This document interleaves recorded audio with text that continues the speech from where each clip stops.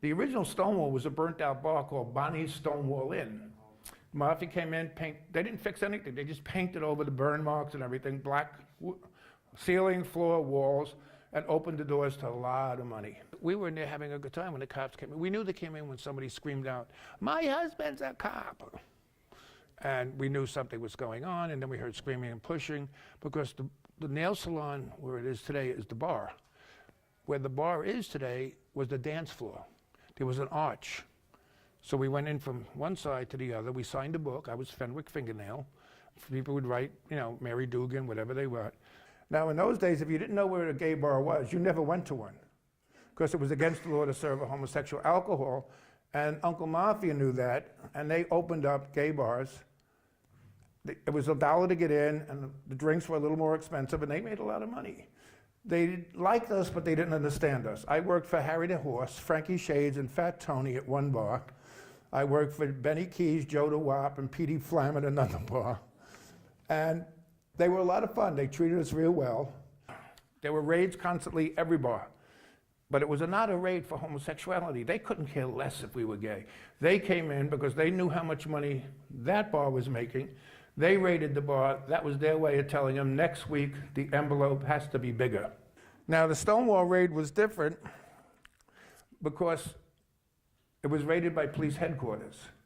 They were after the mafia bosses, laundering money, no license, and they found one of their associates down by the pier, a little under the weather.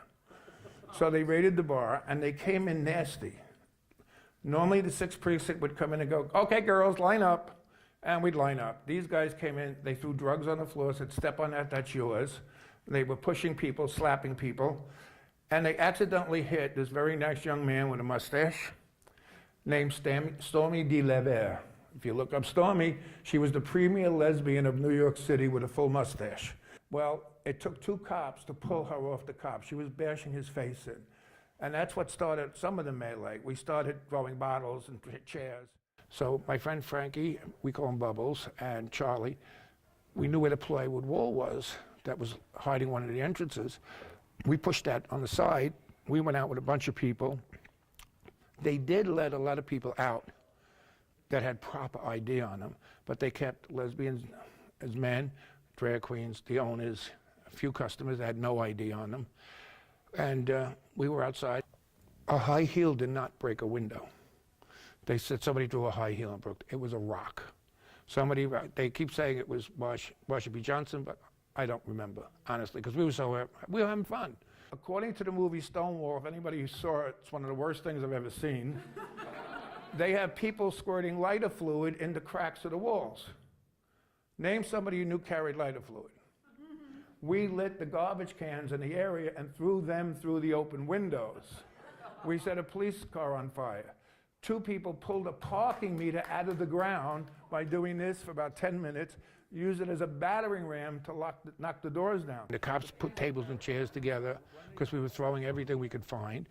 Right across the street's a park, so of course you're going to find rocks and cobblestone. The 6th precinct kept saying we're too busy, but then when you set a bar on fire with police in it, the other cops have to come to their aid.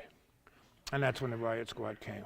The '69 raid was the beginning.